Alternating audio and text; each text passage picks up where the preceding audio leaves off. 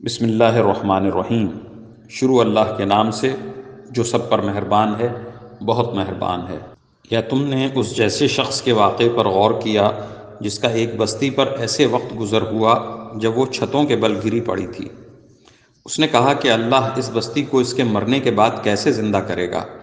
پھر اللہ نے اس شخص کو 100 سال تک کے لیے موت دی اور اس کے بعد زندہ کر دیا، اور پھر پوچھا کہ تم کتنے عرصے تک اس حالت میں رہے ہو؟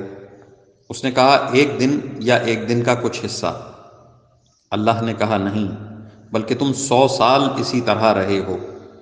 اب اپنے کھانے پینے کی چیزوں کو دیکھو کہ وہ ذرا نہیں سڑیں، اور دوسری طرف اپنے گدھے کو دیکھو کہ گل سڑ کر اس کا کیا حال ہو گیا ہے۔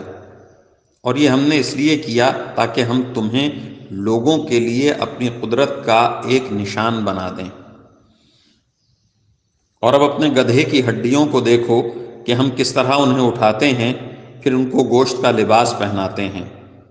چنانچہ جب حقیقت کھل کر اس کے سامنے آ گئی تو وہ بول اٹھا کہ مجھے یقین ہے اللہ ہر چیز پر قدرت رکھتا ہے۔ اور اس وقت کا تذکرہ سنو جب ابراہیم نے کہا تھا کہ میرے پروردگار مجھے دکھائیے کہ آپ مردوں کو کیسے زندہ کرتے ہیں۔ اللہ نے کہا کیا تمہیں یقین نہیں؟ کہنے لگے یقین کیوں نہ ہوتا، مگر یہ خواہش اس لیے کی ہے تاکہ میرے دل کو پورا اطمینان حاصل ہو جائے۔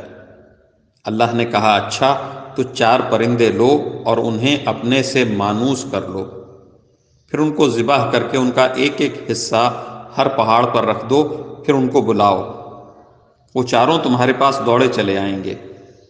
اور جان رکھو کہ اللہ پوری طرح صاحب اقتدار بھی ہے، اعلیٰ درجے کی حکمت والا بھی۔ جو لوگ اللہ کے راستے میں اپنے مال خرچ کرتے ہیں ان کی مثال ایسی ہے جیسے ایک دانہ 7 بالیں اگائے اور ہر بال میں 100 دانے ہوں۔ اور اللہ جس کے لیے چاہتا ہے ثواب میں کئی گنا اضافہ کر دیتا ہے۔ اللہ بہت وسعت والا اور بڑے علم والا ہے۔ جو لوگ اپنے مال کے راستے میں خرچ کرتے ہیں پھر خرچ کرنے کے بعد نہ احسان جتلاتے ہیں اور نہ کوئی تکلیف پہنچاتے ہیں، وہ اپنے پروردگار کے پاس اپنا ثواب پائیں گے، نہ ان کو کوئی خوف لاحق ہوگا اور نہ کوئی غم پہنچے گا۔ بھلی بات کہہ دینا اور درگزر کرنا اس صدقے سے بہتر ہے جس کے بعد کوئی تکلیف پہنچائی جائے، اور اللہ بڑا بے نیاز بہت بردبار ہے۔ اے ایمان والو، اپنے صدقات کو احسان جتلا کر اور تکلیف پہنچا کر اس شخص کی طرح ضائع مت کرو جو اپنا مال لوگوں کو دکھانے کے لیے خرچ کرتا ہے اور اللہ اور یوم آخرت پر ایمان نہیں رکھتا۔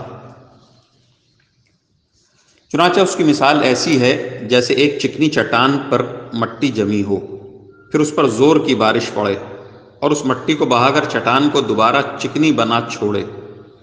ایسے لوگوں نے جو کمائی کی ہوتی ہے وہ ذرا بھی ان کے ہاتھ نہیں لگتی، اور اللہ ایسے کافروں کو ہدایت تک نہیں پہنچاتا۔